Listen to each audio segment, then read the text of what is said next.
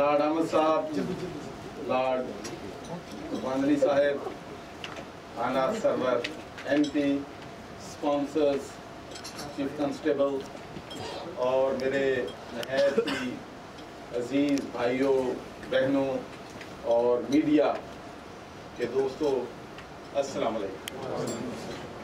सबसे पहले तो मैं आपको बताना चाहता हूँ कि जब लॉर्ड अहमद साहब से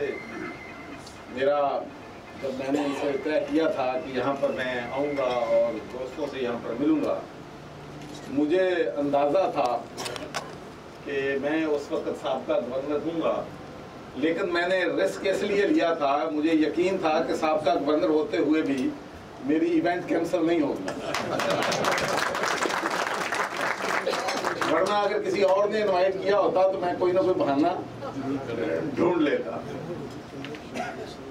एक तो मैं ये कहना चाहता हूँ कि it was a privilege, it was a honour to represent people of Punjab and Pakistan. मैं समझता हूँ कि बहुत से लोग कहते हैं कि जी आपने शायद फैसला किया, आप गवर्नर नहीं रहे, आप शायद इस पे पछतावा होगा आपको। एक तो बात मैं आपसे ये शेयर करना चाहता हूँ कि मुझे कतन इसका पछतावा नहीं है। मैं अब भी बिलीव करता हूँ कि मैंने वो फैसला जो था वो दुरुस्त फैसला किया था। और इस दौरान आपको मालूम है कि सबसे बड़ा चैलेंज जो पाकिस्तान के लिए था वो GSP प्लस का हसूल था। तो बहुत मुश्किल हालात थे, इंडिया भी लॉबी कर रहा था, बांग्लादेश भी, और भी वहाँ पर बहुत ज़्यादा मुखालफत थी। मैं 4 दफ़ा वहाँ से बरतानिया आया और मुझे खुशी है कि बरतानिया की तमाम पॉलिटिकल पार्टीज ने हमें सपोर्ट किया, लेकिन ये भी बात समझनी ज़रूरी है कि बरतानिया के पास सिर्फ 8-9% वोट की वहाँ पर स्ट्रेंथ है। जो इंटर कमेटी के 31 मेंबर्स थे उनमें सिर्फ 4 जो थे वो बरतानिया से थे और बाकी बहुत मुखालफत थी। लेकिन अल्लाह के फजलो करम से मैंने लॉबी की, वहाँ पर जाके सब मेंबर ऑफ पार्लियामेंट को मिला और पाकिस्तान को पहली दफ़ा ये GSP प्लस स्टेटस मिला। और उसका फ़ायदा हमें जो हुआ है वो मैं बताना चाहता हूँ कि पिछले 6 महीनों में हमारी एक्सपोर्ट यूरो जोन में $1 बिलियन का 6 महीनों में इजाफा हुआ है। 1 मिलियन जॉब्स उसमें क्रिएट हुए हैं। उसके बाद ये भी एक बदकिस्मती है हमारे मुल्क की कि 68 ईयर्स हो गए हैं और आज तक हम अपने लोगों को पीने का साफ पानी भी मुहैया नहीं कर सकते। लोग cholera, typhoid, diarrhoea, skin diseases, liver diseases, kidney diseases, 70% जो हमारे बीमारियां हैं वो वाटर बॉर्न डिजीजेज हैं। अस्पताल भरे पड़े हैं और बदकिस्मती से सक्सेसिव गवर्नमेंट जो है लोगों को पीने का साफ पानी भी नहीं प्रोवाइड कर सकी है। बल्कि जो रकम इंटरनेशनल डोनर्स ने बिलियंस के हिसाब में दी थी, फेडरल गवर्नमेंट्स ने दी थी, प्रोविंशियल गवर्नमेंट्स ने दी थी, वो सारे का सारा पैसा जो है वो ज़ाया हुआ है। तमाम फिल्ट्रेशन प्लांट बंद पड़े हैं और ट्रेजेडी ये है कि किसी एक के खिलाफ भी वहाँ मुकदमा दर्ज नहीं हुआ है, किसी के खिलाफ एक्शन नहीं हुआ है। तो जब तक लोगों की अकाउंटेबिलिटी नहीं होगी, और मैंने बारहा अपनी हुकूमत से भी कहा कि अगर एक आदमी एक कत्ल कर देता है तो उसको सजा मिलती है कत्ल की, लेकिन जो शख्स अपनी जेब भरने के लिए लाखों लोगों का कत्ल कर रहा है गंदा पानी प्रोवाइड करके, तो उसके खिलाफ एक्शन ना होना जो है ये समझ से बालातर है। लेकिन पाकिस्तान में हमारी बदकिस्मती है कि वहाँ पर चूंकि अकाउंटेबिलिटी नहीं है, इसीलिए जुराइम दिन ब दिन, करप्शन और ये चीज़ें जो हैं वो बढ़ रही। उसके बाद आपको ये भी मालूम होगा कि एचिसन कॉलेज में, मैं सिर्फ आपसे ये बात इसलिए शेयर करना चाहता हूँ ताकि आपको पता चल जाए कि वहाँ पर वर्किंग क्लासेस और मिडिल क्लासेस के खिलाफ कितना अनजस्ट होता है। वहाँ पर पहली दफ़ा मैंने एचिसन कॉलेज में सख्ती से कहा कि इस वक्त यहाँ पर कोई फैमिली बैकग्राउंड पे किस बाप का बेटा है उसकी बुनियाद पर दाखिले नहीं होंगे, इस दफ़ा मेरिट पे वहाँ पर दाखिले। उसका नतीजा ये हुआ कि बदकिस्मती से तमाम जो चौधरी थे या बड़े लोग थे उनका बच्चा कोई भी पास नहीं हुआ, इसलिए उनको पता था कि हमने सिफारिश पे होना है। तो मेरे खिलाफ 6 रिट्स हाई कोर्ट में हो गई कि मैंने मेरिट जो है किया है और मैंने मिडिल क्लासेस को प्रमोट किया। तो जब मैंने पिछले 5 साल का रिकॉर्ड चेक किया, जो बात मैं आपको बताना चाहता हूँ कि वो बच्चे मिडिल क्लासेस के जिन्होंने 60% से 85% मार्क्स लिए थे उनको एचिसन कॉलेज में दाखिला नहीं दिया गया, और जिन बच्चों ने 0% से 20% लिए थे उनको वहां पर दाखिले दिए गए। ये 5 साल का रिकॉर्ड है। तो इससे अंदाजा होता है कि उस मुल्क में नाइंसाफी जो है किस लेवल पे है। वहां पर जो ताकतवर है उसके लिए कानून नहीं है, और कमजोर जो है वो जुल्म के शिकंजे में जकड़ा जा रहा है। तो उसके साथ साथ मैंने ये भी कोशिश की कि गवर्नर हाउस को आम लोगों के लिए ओपन किया, और मुझे खुशी है कि इस दौरान 1.5 साल में मेरे वहाँ पर जो VIP से, जो चीफ गेस्ट थे, जिनको मैं समझता हूँ वो यतीम बच्चे थे, स्पेशल नीड्स के बच्चे थे, और मैंने हमेशा उन बच्चों के चेहरों पे मुस्कुराहटें दे के हमेशा जो है खुशी महसूस की। अब बात यह है कि आपको मालूम है कि ओवरसीज पाकिस्तानी हर साल पाकिस्तान में $15 बिलियन ज़र मुबादला भेजते हैं, बल्कि इस साल हमारा जो ज़र मुबादला है पहले 6 महीने में $9 बिलियन हुआ है, जिसका मतलब ये है कि $18 बिलियन हमारा जो रिमिटेंस है वो पाकिस्तान को जाएंगे। और उसके अलावा आप सबको मालूम है कि जब हम अपने मुल्क में, वतन में जाते हैं तो जो अपनी जेबों में पाउंड डाल के जाते हैं, अगर उनको भी शामिल कर लिया जाए तो कंजर्वेटिव एस्टीमेट मेरा है कि $25 बिलियन से $30 बिलियन जो है वो ओवरसीज पाकिस्तानी पाकिस्तान को भेजते हैं। अगर हम $500 बिलियन अमेरिका से लेते हैं या किसी और मुल्क से लेते हैं तो बहुत सी शराइत हम पे लगाई जाती हैं, बहुत से हमें उनके साथ एग्रीमेंट करने पड़ते हैं। लेकिन जो लोग 25 से $30 बिलियन मुल्क में भेज रहे हैं वो पाकिस्तान से किसी किस्म की कंसेशन नहीं मांग रहा है, किसी किस्म की फेवर नहीं मांग रहा है। वो सिर्फ ये कहते हैं कि हमारे घरों पे, हमारी ज़मीनों पे, हमारे प्लाटों पे कब्जे जो हैं वो न किए। और मेरे लिए तकलीफ दे बात होती है कि जब ओवरसीज पाकिस्तानी वहाँ पर मेरे पास आते थे और उनके मुझे बताते थे कि सारी ज़िंदगी की उनकी पूंजी जो है उन्होंने इकट्ठी करके एक घर खरीदा है और उस पर किसी ने कब्जा कर लिया है, किसी घर पे कब्जा कर लिया है, ज़मीन पे कब्जा कर लिया। बदकिस्मती से अभी तक हम पाकिस्तान में कोई ऐसा सिस्टम जो है नहीं ला सके जिससे ये लैंड माफिया और कब्जा ग्रुप जो है इससे लोगों को ताकत जो है मिल सके। और बार बार मैंने अपनी हुकूमत को बताया कि देखें, इंडिया में NRI के लिए उन्होंने जो 12 ज़िले हैं जहाँ पर ज़्यादा ओवरसीज उनके रहते हैं इंडियन, उनके लिए उन्होंने स्पेशल NRI पुलिस स्टेशन बना दिए हैं।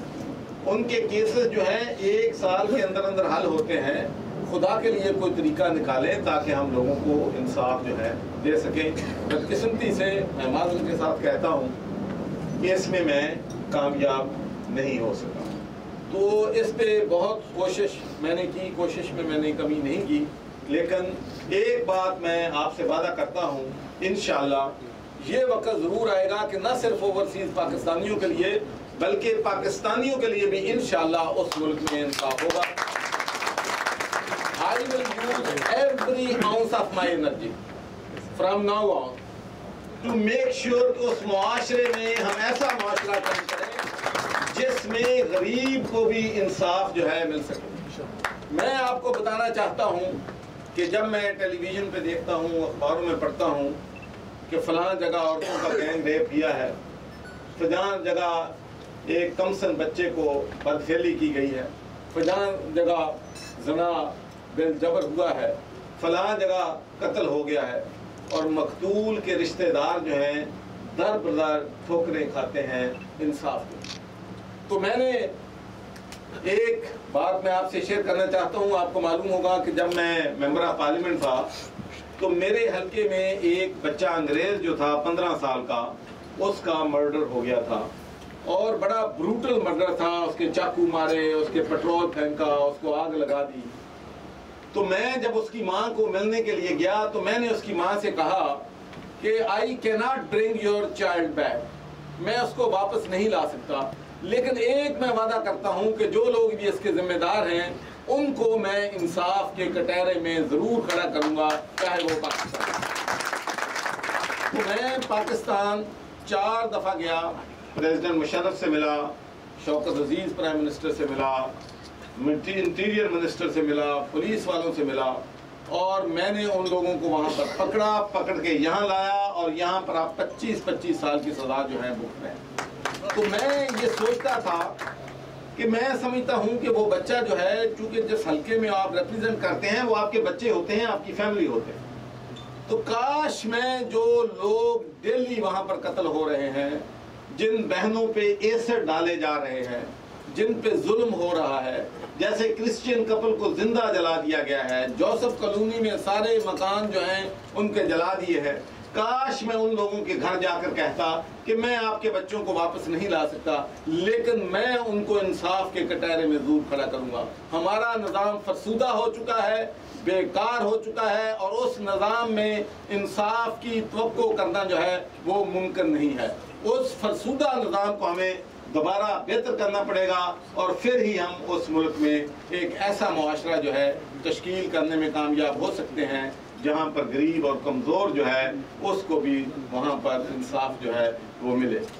और एक बात मैं आपसे ये शेयर करना चाहता हूँ कि आज जिन मसाइल का दुनिया सारी शिकार है, उसकी सिर्फ एक वजह है कि जो इंटरनेशनल कम्युनिटी है, जो मुल्क पोजीशन ऑफ पावर्स में है, वो दुनिया में अदल व इंसाफ देने में कामयाब नहीं। अगर अमेरिका और बरतानिया और नेटो के ममालिक पैलेस्टाइन को इंसाफ दे देते, अगर वो कश्मीर के लोगों को इंसाफ दे देते, अगर वो इराक पर हमला न करते, अगर वो अफगानिस्तान पर हमला न करते, अगर वो बोस्निया के मुसलमानों का कत्लेआम न होने देते, तो आज दुनिया जो है अमन का गहवारा होती। ट्रिलियंस डॉलर्स जो हैं इन मुल्कों ने जंगों पे लगाए हैं, लेकिन वो जंगें जो हैं दुनिया में अमन कायम जो है वो नहीं कर सकते। और पाकिस्तान में भी मैं यही बात कहता हूँ कि जब तक अदल व इंसाफ हम पाकिस्तान में नहीं लाएंगे, बदकिस्मती से पाकिस्तान में भी अमन जो है वो कायम नहीं। जहाँ तक पाकिस्तानी कौम का ताल्लुक है, मैं आपको ईमानदारी से कहता हूँ कि पाकिस्तानी कौम जैसी बहादुर, अजीम, कमिटेड कौम दुनिया में 16 दिसंबर को आपको मालूम है कि हमारे नन्हे मुन्ने बच्चे जो हैं उनको जिस वहशियाना दरिंदगी के साथ उनको कत्ल किया गया, वो हमारी तारीख का स्याह तरीन दिन, वो दिन है जिससे जुल्म और बर्बरियत की दास्तान लिखी गई। लेकिन वही वो दिन है जिसमें बहादुरी और शुजाअत की भी दास्तान लिखी गई। स्कूल की जो हेड मिस्ट्रेस थी वो चाहती तो अपनी जान बचा सकती थी, मैथ टीचर जो चाहती तो अपनी जान बचा सकती थी, दूसरे टीचर अपनी जानें बचा के भाग सकते थे, लेकिन कोई उस्ताद जो है अपनी जान बचा के नहीं भागा। उन्होंने अपनी जान दे दी, जामे शहादत नोश कर लिया, लेकिन बच्चों को मुश्किल में उनके साथ नहीं छोड़ा। तो जिस मुल्क में ऐसे बहादुर लोग हैं, अल्लाह के फज़ल व करम से उस मुल्क को कोई भी शिकस्त जो है नहीं दे सकता। फिर जो हंगू में वाक़या हुआ वो भी आपके सामने है कि वहाँ पर एक बच्चा जो था 15 साल का, उसको पता था कि दहशतगर्द है, ये स्कूल पर हमला करने वाला है। उसको ये भी पता था कि जब मैं इसको रोकूंगा तो मैं मारा जाऊंगा, मैं शहीद हो जाऊंगा, लेकिन उस बच्चे ने अपनी जान दे दी, अपने माँ बाप को रुला दिया, लेकिन हजारों माँ बाप की आंखों में आंसू नहीं जाने दिए। तो ये है हमारी बहादुर कौम के बहादुर बच्चे जो इतनी बड़ी बड़ी कुर्बानियां दे। तो मुझे जो तकलीफ होती है, दुख होता है, वो ये है कि एक तरफ तो हमारी अफवाज पाकिस्तान है, हमारे लोग हैं जो दिन रात कुर्बानियां दे रहे हैं इस मुल्क की बका की जंग के लिए, इस मुल्क को बेहतर बनाने के लिए और हमारे मुस्तकबिल को, हमारे मुल्क के मुस्तकबिल को महफूज बनाने के लिए। और दूसरी तरफ बदकिस्मती से ऐसे लोग भी हैं जिनको पैसे इकट्ठे करने के अलावा और कोई काम नहीं। मैं समझता हूं कि जो लोग उस मुल्क में करप्शन कर रहे हैं, उस मुल्क को दोनों हाथों से लूट रहे हैं, वो भी दहशतगर्दों से कम नहीं। उनके खिलाफ भी जीरो टॉलरेंस। अगर हमने इस मुल्क को आगे लेके जाना है, इस मुल्क को तरक्की देनी है, तो उस मुल्क में हमें ट्रांसपेरेंसी लानी पड़ेगी, अकाउंटेबिलिटी लानी पड़ेगी। तो जो जमहूरियत है, जमहूरियत नाम है गुड गवर्नेंस का, अकाउंटेबिलिटी का, ट्रांसपेरेंसी का। एक बात जो मैं पैशनेटली बिलीव करता हूं और बार बार मैं ये कहता हूं, आप लोग यूरोप में रहते हैं, आपको मालूम होगा, मुझे बताएं कि यूरोप में कोई एक भी मुल्क है जहां पर नेशनल असेंबली तो हो, वहां पर प्रोविंशियल असेंबली हो, लेकिन वहां पर लोकल गवर्नमेंट ना। मुझे बता दें कि कोई एक शहर है बरतानिया में, यूरोप में, यूनाइटेड स्टेट्स ऑफ अमेरिका में, जहां पर लोकल गवर्नमेंट ना हो। 1200 लोग जो हैं वो पूरे मुल्क को कंट्रोल कर रहे हैं और 1200 लोग जो है नेशनल असेंबलीज और प्रोविंशियल असेंबली को मिला के बनते हैं। अगर फैमिली के हिसाब से देखा जाए तो तकरीबन ये 250-300 फैमिली पाकिस्तान पे हुकूमत कर रही है। तो मैं समझता हूं कि ये जमहूरियत नहीं है। जब तक लोकल गवर्नमेंट के इलेक्शन न कराए जाएं, डेवोल्यूशन ऑफ पावर न किया जाए, हमारे मुल्क के मसाइल जो हैं वो कम नहीं हो सकते। उसके लिए मैंने मुतालबा किया है, बार बार किया है कि पाकिस्तान में लोकल गवर्नमेंट के इलेक्शन होने चाहिए और मैं समझता हूं कि वो हमारे मुल्क के मफाद में भी है, हमारी जो हुकूमत है वहाँ पर उनके भी मफाद में है कि हम पावर जो है उसको डेवोल्यूशन करें। उसके बाद दूसरी बात मैं जो करना चाहता हूँ कि पाकिस्तान में हमें अब ज़ातियात की सियासत से आगे निकल कर जाना है। एक मैं जेन्युइनली बिलीव करता हूँ कि जो पिछले 2 साल से मुस्लिम लीग नून की हुकूमत है, जो एनर्जी में, हेल्थ में, एजुकेशन में जो डिलीवरी पॉसिबल थी वो नहीं हो सकी। उसकी बड़ी वजह यह है कि जब ये लोग अपोजिशन में होते हैं तो उस वक्त तैयारी नहीं करते। आपको मालूम है कि यहाँ पर अपोजिशन होती है, उनकी शैडो कैबिनेट होती है और जिसने एनर्जी का महकमा लेना है, जिसने इकोनॉमिक्स का लेना है, जिसने हेल्थ का लेना है, वो पहले तैयारी करते हैं। तो इसीलिए मैंने जो हमारी अपोजिशन जमातें हैं उनसे भी ये मुतालबा किया है कि दिस इज नॉट एनफ कि गवर्नमेंट ठीक नहीं कर रही, गवर्नमेंट की एनर्जी पॉलिसी ठीक नहीं है, गवर्नमेंट की हेल्थ पॉलिसी ठीक नहीं है, गवर्नमेंट की एग्रीकल्चर पॉलिसी ठीक नहीं है। This is not enough. Opposition पार्टियों को मुतबादल प्रोग्राम लाना चाहिए, उनको बताना चाहिए कि फलां जगह पर आपकी पॉलिसी गलत है और हमारी पॉलिसी जो है इस तरीके से आपसे बेहतर होगी। तो वहाँ पर भी अगर हमने जमहूरियत लानी है तो जहाँ पर जमहूरियत सक्सेसफुल चल रही है उनसे हमें सीखना होगा, उनसे हमें कुछ ना कुछ सबक हासिल करना होगा। और मैं एक बात आपसे शेयर करना चाहता हूँ और कि जो रेस्क्यू 1112 है पाकिस्तान में, उसकी सारी ट्रेनिंग जो है वो स्कॉटलैंड से हुई थी। उसका आइडिया भी परवेज अलाई साहब को मैंने दिया था। और पाकिस्तान में अगर पंजाब में आप जाएं तो आपको मालूम होगा कि this is the only institution in Pakistan, rescue 1112, which we can be proud of. जब रेस्क्यू वालों को छूट जाता है तो वो ये नहीं पता करते कि किसी अमीर आदमी के घर में आग लगी है या किसी गरीब आदमी की फैक्ट्री में आग लगी है, ये किसी बड़े आदमी का बेटा बीमार है या बेटी बीमार है, ये छोटे आदमी का। सर्विस जो है मौके पर वहाँ पहुँचती है और वहाँ कामयाबी के साथ चल रही है। तो अगर वो सर्विस जो है कामयाबी के साथ पाकिस्तान में little bit guidance from Scotland, UK चल सकती है, तो इसी तरीके से हम वहाँ पुलिस में भी रिफॉर्म ला सकते हैं, एजुकेशन में ला सकते हैं, जुडिशरी सिस्टम को हम बेहतर कर सकते हैं। तो मैं एक बात और भी आपसे शेयर करना चाहता हूँ कि अल्लाह के फजल करम से हमारे जो ओवरसीज पाकिस्तानीज हैं उनके पास टैलेंट की कमी नहीं है, हर फील्ड में हमारी एक्सपर्टीज मौजूद है। और मेरी जिन भी लोगों से बात की है वो अपनी सर्विसेज जो है फ्री ऑफ चार्ज पाकिस्तान के लिए देने के लिए तैयार हैं। इसलिए कि जितना प्यार पाकिस्तान से, पाकिस्तान के अवाम से ओवरसीज पाकिस्तानी करते हैं, शायद ही दुनिया की कोई और कौम जो है पाकिस्तान से या पाकिस्तान के अवाम से इतना प्यार जो है वो करती हो। आखिर में मैं आपसे ये कहना चाहता हूँ, आपको मालूम है कि बराक ओबामा ने दौरा किया इंडिया का एक तो यकीनी तौर पर मुझे भी और पूरी कौम को एहसास हुआ कि उसको हमारे मुल्क में भी आना चाहिए था, इसलिए कि दहशतगर्दी के ख़िलाफ़ जो जंग है उसमें हमारे 55,000 से ज़्यादा लोग शहीद हुए हैं। $100 बिलियन से हमारा ज़्यादा फाइनेंशियल लॉस जो है हमारे मुल्क का हुआ है। लेकिन उनका इंडिया का दौरा हमें कोई इतराज़ नहीं है, लेकिन मैं समझता हूँ कि उन्हें पाकिस्तान में भी आना चाहिए। उसके अलावा जो यूनाइटेड नेशन सिक्योरिटी काउंसिल जो है उसकी नुमाइंदगी के बारे में उन्होंने बात की है कि इंडिया को यूनाइटेड नेशंस की सिक्योरिटी काउंसिल का मेंबर होना चाहिए। तो इसमें हमें कोई एतराज़ नहीं है, बहुत बड़ा मुल्क है, अगर उसको यूनाइटेड नेशन सिक्योरिटी काउंसिल का मेंबर बनाए तो पाकिस्तान को या किसी और को क्या एतराज़ होता है। लेकिन एक एतराज़ ज़रूर है कि जब तक यूनाइटेड नेशंस के रेजोल्यूशन पे इंडिया अमल नहीं करता, कश्मीर का मसला हल नहीं करता, ह्यूमन राइट्स की वायलेशन खत्म नहीं करता, उसको दुनिया में यूनाइटेड नेशंस की सिक्योरिटी काउंसिल का मेंबर बनने का बिल्कुल कोई हक नहीं। और दूसरी बात मैं ये कहना चाहता हूँ कि जो यूनाइटेड नेशंस की सिक्योरिटी काउंसिल है, that should be representative of all the international communities. आप कैसे कह सकते हैं कि यूनाइटेड नेशंस की सिक्योरिटी काउंसिल है जिसमें 1.5 बिलियन मुसलमानों का कोई नुमाइंदा ना हो?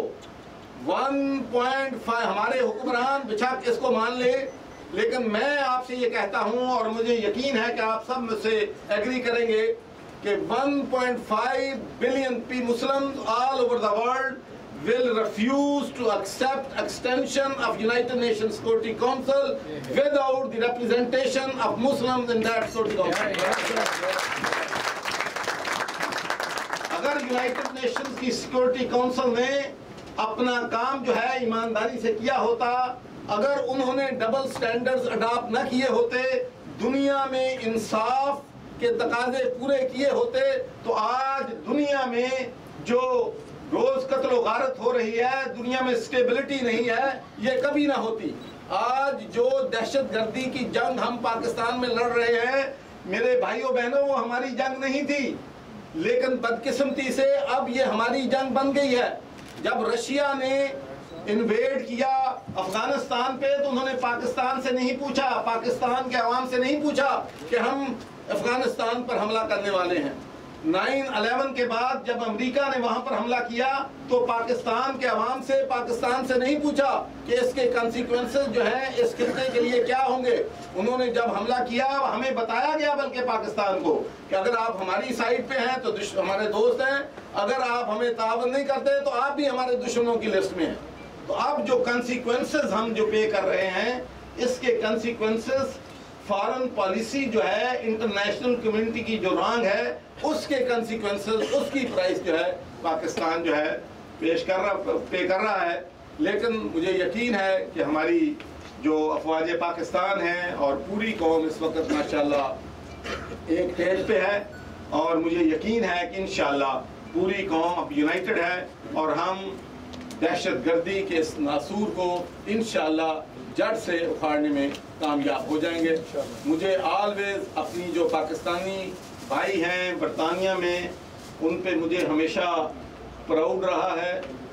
You should be proud yourself, इसलिए कि मैं अक्सर जब मुझे मौका मिलता है मैं उनको बताता हूँ कि जो बरतानिया में पहला मुसलमान काउंसलर बना था वो पाकिस्तानी था, जो पहला मुसलमान बरतानिया में लॉर्ड मेयर बना वो भी पाकिस्तानी मुस्लिम था, जो बरतानिया में पहला मुसलमान मेंबर ऑफ पार्लियामेंट बना वो भी पाकिस्तानी था, जो बरतानिया में पहला मुसलमान हाउस ऑफ लॉर्ड्स का मेंबर बना वो भी पाकिस्तानी था, और पहले जो मुसलमान यूरोपियन मेंबर ऑफ पार्लियामेंट बने वो भी पाकिस्तानी थे। तो मैं समझता हूँ कि पाकिस्तानी कौम का जो बैलेंस है, वही पाकिस्तानी कौम जब पाकिस्तान से बाहर निकलती है तो अपना सिक्का दुनिया में बनवाती है, चाहे वो IT है, चाहे वो डॉक्टरी है, चाहे वो कोई और महकमा है, उसमें माशाल्लाह हमारे लोग जो हैं सबसे आगे होते हैं। तो क्या वजह है कि यही पाकिस्तानी जो हैं पाकिस्तान में अपना पोटेंशियल जो है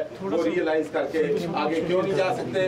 लेकिन मेरी ख्वाहिश ये है और मैं दुआ करता हूँ कि अल्लाह ताला हमारी ख्वाहिश पूरी करें कि मैं पाकिस्तान में वो जमहूरियत चाहता हूँ जिसमें आम किसान का बेटा, मजदूर का बेटा, किसी टीचर का बेटा, किसी प्रोफेसर का बेटा, किसी ऑर्डिनरी मिडिल क्लासेस के लोग जो हैं अपनी एबिलिटी पे, अपनी काबिलियत पे वो उस मुल्क में काउंसलर बने, वो उस मुल्क में मेंबर ऑफ पार्लियामेंट बने और उस मुल्क में वजीर बने, तो वो जमहूरियत होगी जिसको हम सही मायनों में हकीकी जमहूरियत कहते हैं। वंस अगेन मैं आप तमाम भाइयों का बहुत मशकूर हूँ और आपने हर दफ़ा जो मुझे सपोर्ट किया है उसके लिए मैं आपका तहे दिल से मशकूर हूँ। और मैं आपको ये कमिटमेंट देता हूँ, इंशाअल्लाह कामयाबी अल्लाह के इख्तियार में है, लेकिन हम पाकिस्तान में 5% लोगों ने पाकिस्तान को शिकंजे में लिया हुआ है।